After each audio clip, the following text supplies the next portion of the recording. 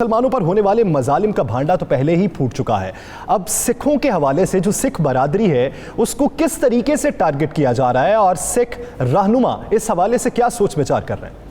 देखें यासर, बिल्कुल नरेंद्र मोदी ने वही काम किया है कि जिस तरह मकबूजा कश्मीर के अंदर मुसलमानों की नस्ल कशी की गई। मुसलमानों को फ़र्क सिर्फ यह है कि वहाँ पे मुसलमानों को कत्ल किया गया, मुसलमानों के घरों को चलाया गया, मुसलमानों को वहाँ पर अगवा किया गया, उन्हें इंडिया के मुख्तलिफ जेलों के अंदर बंद किया गया। मगर पंजाब के अंदर, भारतीय पंजाब के अंदर सिस्टम वही है, तब्दीली थोड़ी सी की गई। किया गया कि चूँकि उन्हें बताया कि इस साल भारतीय पंजाब में खालिस्तान तहरीक के हवाले से रेफरेंडम है और सिख बरादरी जो है, सिख कौम जो है, उसकी अक्सरियत जो है वो खालिस्तान के लिए मुतहरक हो चुकी है। तो नरेंद्र मोदी ने ये मंसूबा काफ़ी देर से शुरू किया हुआ था और अब तो इस मंसूबे में तेज़ी शुरू कर दी। अब क्या किया है कि भारतीय पंजाब के अंदर हज़ारों की तादाद में सिख हैं, ये मैं रिकॉर्ड की बात कर रहा हूँ, हज़ारों की तादाद में सिख हैं जिनको उन सूबों में फौरी तौर पर ट्रांसफ़र किया जा रहा है। ये सरकारी मुलाजमीन है, चाहे वो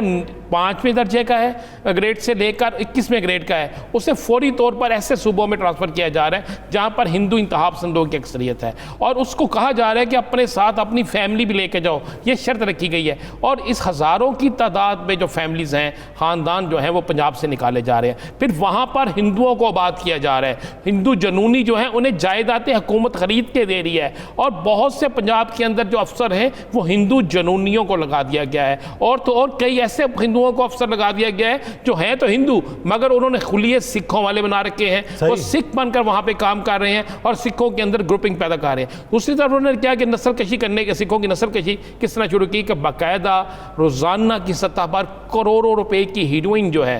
वो हीरोइन जो महंगी तरीन और जहरीली तरीन है, वो सिख नौजवानों में तकसीम की जा रही है। और ये भी हिंदू जो है सिख बने हुए हैं वो कर रहे हैं, पुलिस एहलकार कर रहे हैं, ताकि नौजवान सिख जो है खालिस्तान का नारा ना लगा सके, उसे नशे में लगा दिया जाए। और उससे नशे में लगाने के बाद रोज़ाना वहाँ पर आप रेशो निकाल के देखें 30, 35, 25 इतनी हलाकतें सिर्फ नशा करने से हो रही हैं। और ये सारा कुछ जो है भारतीय पंजाब के अंदर हो रहा है और ये एक बाकायदा प्लानिंग के तहत हो रहा है। 4 राह के अफसरान जो है दिल्ली में बैठ कर इस तमाम मामले को मॉनिटर कर रहे हैं और बाकायदा कुछ सिख ऐसे हैं, सिख रहनुमा ऐसे हैं जो सिख बरादरी तल्लुक रखते हैं, जो कि खालिस्तान तहरीक के ख़िलाफ़ हैं, जो नरेंद्र मोदी के साथ हैं, उनको भी इसमें इस्तेमाल किया जा रहा है। उसके बावजूद जो है भारतीय पंजाब में सिखों की बहुत बड़ी तादाद इन तमाम हालात को जानते हुए भी वहाँ पर खालिस्तान की तहरीक को आगे लेकर चल रही है। और आने वाले दिनों में हमारे ज़राए इस बात की तस्दीक आ रहे हैं कि आने वाले दिनों में, ये ज़्यादा दूर नहीं है, 8 से 10 या 11 दिनों में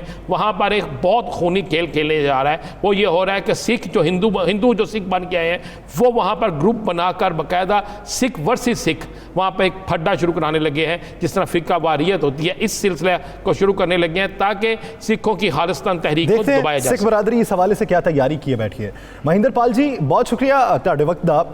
सबसे पहले बात ये करेंगे कि इस वक्त जो सूरत हाल है वो इनफरादी तौर पर 9 अफराद को दहशतगर्द डिक्लेयर किया गया भारतीय हुकूमत की जानिब से। उनमें वो सिख फॉर जस्टिस के करता धरता जो है गुरपतवंत सिंह साहब, उनको भी इसमें नामजद किया गया। एक तो अफसोस की बात यह है कि जो हक़ खुदारादियत की आवाज़ उठाए उसको दहशतगर्द करार दे दिया जाता है। तो आने वाले दिन भारतीय पंजाब में सिखों के हवाले से क्या कोई नई नवीद लेकर आ रहे हैं कि जट तो ये कहता है कि ज़मीन मेरी माँ है, तो क्या वो माँ को छोड़ के किसी और धरती पर चला जाएगा? सर साहब, आपका बहुत बहुत शुक्रिया। आपने इस प्रोग्राम पे के ज़रिए जो है वो इनपुट लिया हम सिख कम्युनिटी का, पूरी दुनिया की सिख कम्युनिटी इस हवाले से 92 चैनल के और आपके ख़ास तौर पे शुक्रगुजार हैं। और मैं तो हैरान इस बात पे हूँ कि राना अजीम साहब की माशाल्लाह इस लेवल पे जाके इनकी मालूमात है कि मैं हैरान हुई थी, मालूमात इनके पास है। और 92 चैनल जो है इसके ऊपर बड़ा काम कर रहा है, मुझे बड़ी खुशी हुई क्योंकि हम पाकिस्तान में रहने वाली सिख कम्युनिटी, हम थोड़ी सी कम्युनिटी हैं यहाँ पे, लेकिन हमें खुशी इस बात की है कि कोई ना कोई चैनल जो है वो पूरी दुनिया में, हमारी पूरी दुनिया में सिख कम्युनिटी को सपोर्ट कर रहा है। और आपका चैनल जो है इसमें खालिस्तान के बनने के बाद सिखों को जो इंसाफ मिलेगा उस इंसाफ में मैं समझता हूं कि 92 चैनल का और आपका बड़ा अहम किरदार होगा और हम आपको सलूट करेंगे इस हवाले से। अब बात आ गई है कि जो जुल्म हो रहा है हिंदुस्तान में सिखों के ऊपर, तो नस्ल कशी का जो तरीकाकार है वो तो जो आपने देखा blue star, operation blue star से स्टार्ट हुआ और किस तरीके से नस्ल कशी हुई। उसके बाद फिर इन्होंने एक टेक्निकली काम स्टार्ट किया, जैसे राना अजीम साहब ने कहा कि हीरोइन का, मैं आपको गारंटी से एक बात बताता हूं कि यहां पे अक्सर सिखाते हैं वो यहां पे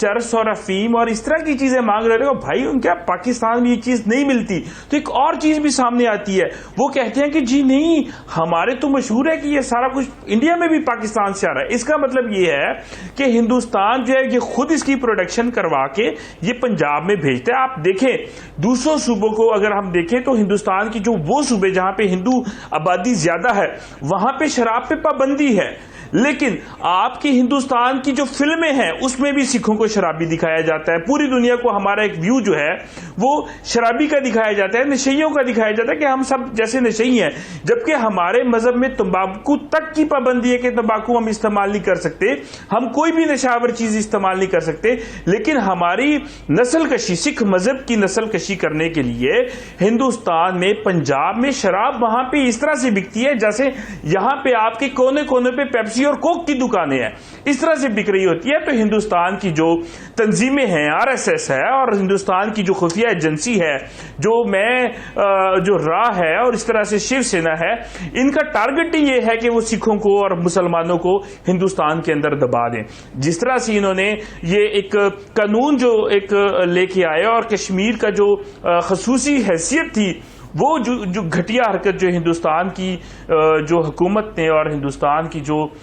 इंतहा पसंद तंजीमों ने मिलके मोदी के साथ ये मिलके जो किया, तो वो सिखों, मैं हमेशा कहता हूं कि आज ये मुसलमानों को टारगेट कर रहे हैं, साथ सिख अगला टारगेट होंगे। और हमें खालिस्तान एक बात ये बताइएगा कि पन्नू साहब को दहशतगर्द डिक्लेयर करने के बाद जो खालिस्तान रेफरेंडम 2020 है उस पर कोई असर पड़ेगा? अगर पड़ेगा तो किस तरीके का? देखें, दहशतगर्द पन्नू साहब क्या,